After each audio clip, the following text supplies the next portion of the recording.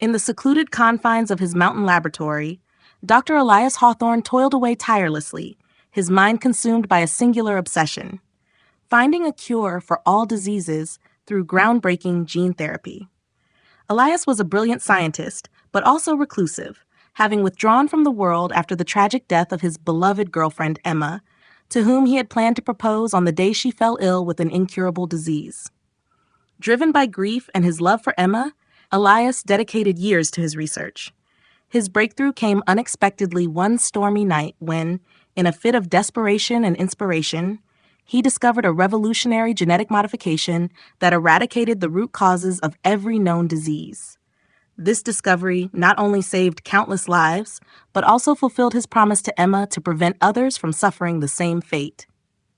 Word of Elias's achievement spread rapidly, and soon the world clamored to understand the implications of his invention. Governments, medical organizations, and corporations sought his expertise, but Elias remained secluded, haunted by memories of Emma, and reluctant to face a world that had moved on without her. However, Elias soon realized that his cure for disease had unintended consequences. With no more illness to fear, humanity found itself grappling with a profound existential crisis: the prospect of eternal life. As people adjusted to the notion that death was no longer inevitable, a new problem emerged: boredom. With endless time stretching before them, people began searching for new ways to fill their days.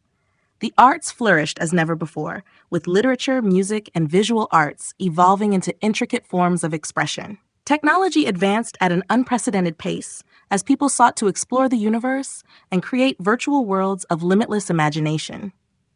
Yet, alongside these noble pursuits, a darker side of human nature emerged. Extreme sports and dangerous challenges became popular, as individuals sought the adrenaline rush that had once been dulled by the specter of death. Some engaged in reckless behavior, pushing the limits of their newfound immortality in dangerous experiments and thrill-seeking activities. Social dynamics shifted too. Relationships evolved as people navigated the complexities of eternal bonds. Some formed deep, lasting connections, while others struggled with the burden of endless commitments. Love and friendship took on new meanings, tested by the weight of centuries. Meanwhile, Elias watched from afar, torn between pride in his achievement and guilt for the unintended consequences it had wrought. He saw the world change before his eyes, grappling with the implications of his invention. Yet, through it all, he remained haunted by memories of Emma, wondering if she would have approved of the world he had helped create. In the quiet solitude of his laboratory, Elias continued his research, now focusing on understanding the complexities of human emotion and consciousness. He hoped to uncover the mysteries of the soul, seeking answers to questions that had eluded humanity for centuries.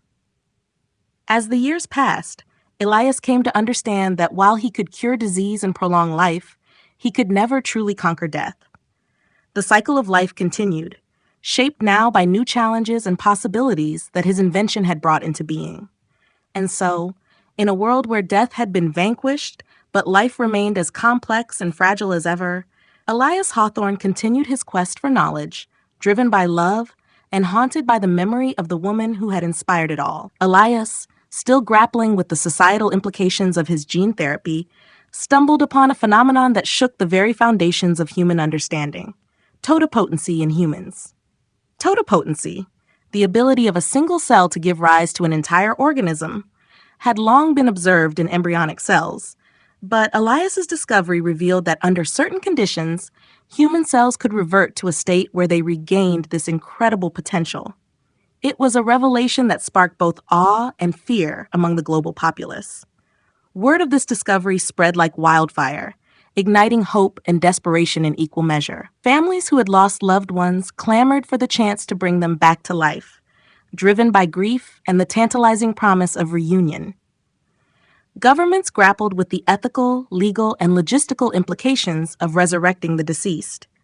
Religious leaders debated the implications for the afterlife and the sanctity of the soul. Elias, thrust into the center of this maelstrom, found himself torn once again between his desire to alleviate suffering and the unintended consequences of his work. He reluctantly agreed to collaborate with international teams of scientists and ethicists to develop protocols for the safe and responsible use of totipotency technology. But as with any groundbreaking discovery, chaos soon ensued. The first successful attempts at resurrecting the dead brought joy and relief to many, but also unleashed unforeseen challenges. Some revived individuals returned changed, their memories fragmented or their personalities altered. Families rejoiced at their return, only to find themselves navigating the complexities of relationships strained by years or even centuries of absence. Social structures strained under the weight of the resurrected. Legal disputes erupted over inheritance, property rights, and the status of marriages entered into after death. Some individuals, unable to cope with the realities of a world they no longer recognized, retreated into isolation or lashed out in confusion and fear. Public opinion splintered. While some celebrated the newfound ability to defy death, others condemned it as an affront to the natural order and a violation of the sanctity of life.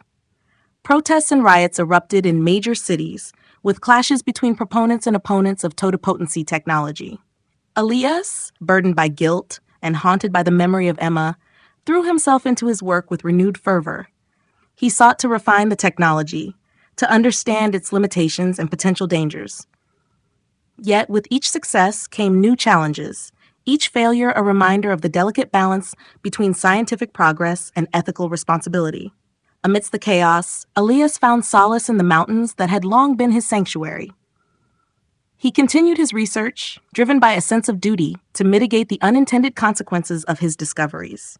He wrestled with questions of identity, consciousness, and the very essence of what it meant to be human. As years turned into decades, humanity grappled with the complexities of a world reshaped by totipotency. The lines between life and death blurred, and old certainties gave way to new possibilities. And through it all, Elias Hawthorne remained a figure both revered and reviled, a scientist haunted by love and driven by a quest for redemption in a world forever changed by his hand. As humanity ventured beyond the confines of Earth, propelled by the conquest of death and the promise of new frontiers, one of the most ambitious missions was the colonization of Proxima B in the Alpha Centauri system. The crew of the starship Pioneer was comprised of carefully selected individuals, each chosen for their skills, resilience, and adaptability to the challenges of interstellar travel. Among them were scientists, engineers, physicians, and a diverse mix of specialists prepared for the rigors of establishing a colony on an alien world. Commander Julia Reyes, a seasoned astronaut and diplomat, led the mission with a steady hand and a keen eye for maintaining order among the crew. Her second-in-command, Dr. Alex Chen, a brilliant biologist, oversaw the reproductive aspects of the mission, a critical component given the long journey and the need to establish a sustainable population on Proxima B. The journey to Proxima B took decades, during which the crew lived and worked together in close quarters aboard the Pioneer. Initially united by a sense of purpose and camaraderie, the effects of the hormones administered to facilitate reproduction began to manifest in unexpected ways. Testosterone and estrogen, carefully calibrated to optimize fertility in space conditions, inadvertently heightened emotions and desires among the crew. Romantic entanglements and liaisons emerged, complicating the dynamics on board. What started as innocent friendships evolved into passionate affairs, fueled by the intensity of the journey and the isolation of deep space. Commander Reyes, tasked with maintaining discipline, found herself navigating a delicate balance between professionalism and the interpersonal dramas unfolding under her command. Dr. Alex Chen, responsible for the crew's reproductive health, grappled with ethical dilemmas as his own emotions became entangled with those of his colleagues. His relationship with Dr. Eva Ramirez, the mission's chief engineer, blossomed despite their initial reluctance to complicate matters on board.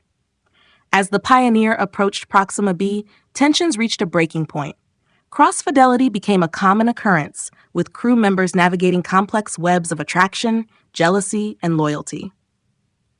The once united mission now faced internal fractures, exacerbated by the emotional strain of the journey and the uncertainty of what awaited them on the alien world. Upon reaching Proxima B, the crew faced the daunting task of establishing a colony amidst the emotional fallout of their journey. Commander Reyes, drawing on her diplomatic skills, worked tirelessly to restore unity and focus among the crew. Dr. Chen and Dr. Ramirez, despite their personal challenges, collaborated to ensure the success of the reproductive initiatives crucial to the colony's survival. The settlement of Proxima B marked a new chapter in human history, a testament to the resilience and adaptability of humanity in the face of adversity. As the colony grew and thrived, lessons learned from the journey to Proxima B served as a reminder of the complexities of human nature and the enduring quest for connection and purpose in the vast expanse of the universe.